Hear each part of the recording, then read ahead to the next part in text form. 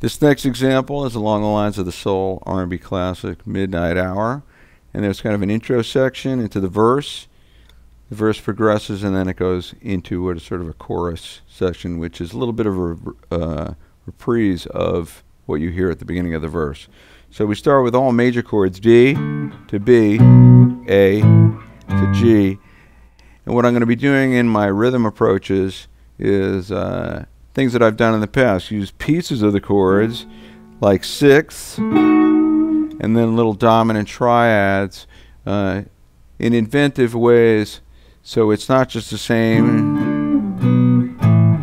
real basic approach that most people would do. It's going to give you insight into expanding your rhythm guitar parts. In the second rhythm guitar part, I took that idea a little bit further by coming up with a melodic type line based on sliding sixths. And then that repeats and carries through. For the solos, the first solo, I really wanted to be like a vocal line. So I play lines based primarily on E major pentatonic, and every lick that I play, pretty much you can imagine as something that someone would sing.